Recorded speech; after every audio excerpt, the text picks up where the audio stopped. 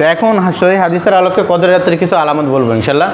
যদি এই আলামতগুলো আপনিও একটু যাচাই করেন, দেখবেন কি পেয়ে গেছেন, আপনি বলতে পারবেন যে আজকে কদর। এবং যারা ইবাদত করে, যারা খোঁজখবর নেয়, তারা বুঝতে পারে যে আজকে কদরের রাত্র হইতেছে, তারা বুঝতে পারে।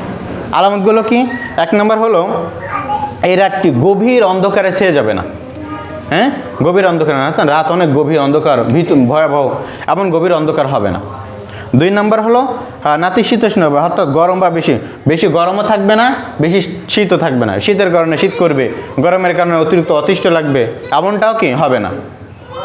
3 নম্বর হলো মৃদু বাতাস বইবে, একটা শীতল, হ্যাঁ ক্ষণে ক্ষণে একটা কি ঝাপটা হাওয়া, ঠান্ডা হাওয়া, কি একটা ঝোড়ো বাতাস না, ঝোড়ো বাতাস না, একদম মাঝে মাঝে কি একটা ঠান্ডা শীতল হাওয়া গায়ে লাগলে মনটা জুড়ায় যায় না, এমন একটা হাওয়া বইবে মাঝে মাঝে। এটা বয়, কদের রাতে এটা বয়, আপনি নিজেকে অনুসন্ধান করলেও পেয়ে যাবেন ইনশাল্লাহ।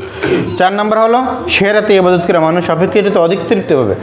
এই রাতে ইবাদত করে আলাদা একটা শান্তি লাগবে, হ্যাঁ আলাদা একটা প্রশান্তি লাগবে। এমনি স্বাভাবিক ইবাদত করলে আপনি যতটুকু প্রশান্তি পান, আল্লাহকে ডেকে মনোজাত করে, জিকির করে, হ্যাঁ একটু ফিকির করে, হ্যাঁ মোরাকাবা করে, গুনাহের কথা স্মরণ করে, কেঁদে যতটুকু আপনি তৃপ্ত হন, এই রাত্রে যদি আপনি কি করেন, একটু কি ইবাদত করেন, তখন আরও বেশি কি তৃপ্ত হবেন।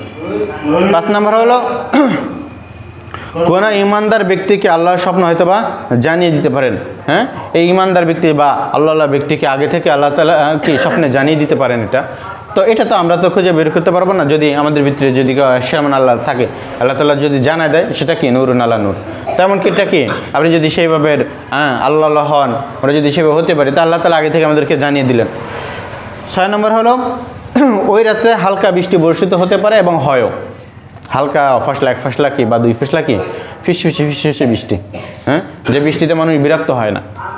এবং মানুষ মেঘের অবস্থা দেখে এটাও বলে না যে কি একটা আছে না বৃষ্টির প্রস্তুতি নেওয়া, এটা আছে না বৃষ্টি হইতেছে, বৃষ্টি এই মেঘে আর কি বৃষ্টি হবে, হালকা বৃষ্টি হবে, কাপড় চোপড় উঠানোর প্রয়োজন বোধ করে না। আবার হালকা 1 ফসলা কি বৃষ্টি বা 2 ফসলা বৃষ্টি বা বেশি হইতে পারে, কিন্তু বৃষ্টি হয় আর কি, হালকা পাতলা বৃষ্টি হইলেও হয়। এরপরে সকালের সূর্যটা কদরের রাতে, এবং এটাও আমি মিলে দেখেছি, এটাও একদম কি পুরোপুরি মিলে, কদরের পরের দিন যে সূর্যটা ওঠে, এটা অনেক বেশি বড় এবং কি গোলাকার হয়ে ঝকমক করে অনেক বেশি। কিন্তু সকালে সূর্যের দিকে তাকানো যায় না সাধারণত, সকালের সূর্যের দিকে কখনোই তাকানো যায় না। কিন্তু ওই দিন কদরের রাত্রে মানে বেশি আলোকিত সূর্যের দিকে তো তাকানো যায় না, কিন্তু কদরের রাত্রের পরের দিনের যে সূর্যটা ওঠে, সেটা আলোও বেশি থাকে, একটু বড়ও দেখা যায়, এই যে থালা বাড়া চাঁদের মতন যেমন এমন বড় দেখা যায়, এবং এই আলোটার দিকে এতটাও তাপ থাকে না, এবং সূর্যের দিকে তাকানো যায়। এটা আমি মিলে দেখেছি, এটাও কি মিলে যায়। তো এটা ছিল হলো কি, এটা হলো সহিহ ইবনে খুজামা হাদিস নাম্বার 2190 এবং বুখারী শরীফের 2201 নম্বর হাদিস এবং মুসলিম শরীফের 762 নম্বর হাদিস মিলিয়ে এলো কি এই কদরের আলামতগুলো কি সংগ্রহ করা হয়েছে। তো আমরাও নিজেরাও যদি কি একটু অনুসন্ধান করি, তাহলে অবশ্যই আমরা কি কদরের রাত্রে আমরা কি আলামতগুলো পেয়েও কি আমরা আরও বেশি থেকে বেশি আমরা যদি বুঝতে পারি এই যে আলামতগুলো পাই, তাহলে কি আরও বেশি ওই রাত্রে বেশি ইবাদত বাড়িয়ে দেবো। ইবাদত কী করবো আমরা সবাই জানি, অনেকে আছে শুধু সালাত আদায় করে, হ্যাঁ আবার ওই যে কোনো নির্দিষ্ট নিয়ম নেই, আপনি ব্যক্তিগতভাবে 2 টাকা 4 টাকা 8 টাকা 100 টাকা যা পারেন গোনা ছাড়া আগুন্তি নামাজ পড়বেন, হ্যাঁ কিন্তু নির্দিষ্ট সরা এমন কোনো কি নাই, আমল নাই।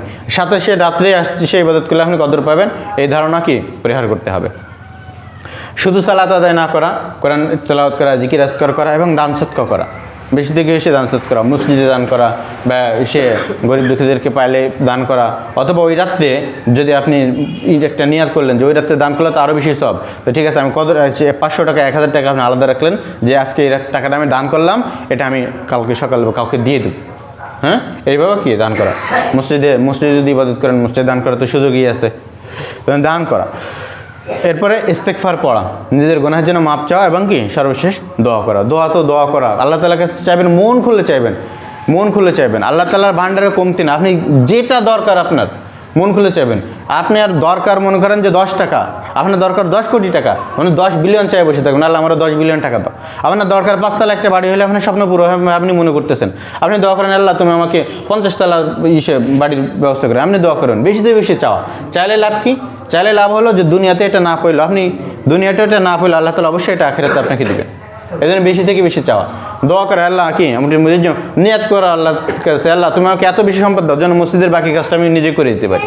এবার স্বপ্ন রাখা, ইচ্ছা রাখলে আল্লাহ তাআলা কি আপনাকে দিলে তো দিয়েই দিল, আর যে নাও দেয় তাহলে হাদিস শরীফের ভিতরে এসছে কিছু কিছু বান্দা জান্নাতে গিয়ে দেখবে যে তার আমলনামায় বিশাল সবের ভান্ডার, সে গিয়ে দেখবে যে 5,000 এতিম পালার সব, হ্যাঁ, 10,000 মাদ্রাসার ছাত্রদের খাওয়ানোর সব, হ্যাঁ, এরপর 50টা মসজিদ করার সব তার আমলনামায়। কারণ সে দেখে অবাক হয়ে যাবে যে আল্লাহ এত সব কোত্থেকে আইলো, আমি তো এত মানুষকে খাওয়াই নাই, আমি তো এত মসজিদ মাদ্রাসা করি নাই, আমি তো সমাজের এত সেবা করি নাই। তখন আল্লাহ তাআলা বলবে যে তুমি স্বপ্ন পালন করেছিলা, মনে মনে করেছিল আল্লাহ তুমি যদি আমাকে সম্পদ দাও আমি এটা করবো, আমি দুনিয়াতে সম্পদ ঠিকই দিই নাই তোমাকে, কিন্তু সেই নেই আমি তোমাকে দিয়ে দিছি। সুবহানাল্লাহ। এই জন্য স্বপ্ন বড় রাখা এবং সেইভাবে কি আল্লাহর কাছে চাওয়া।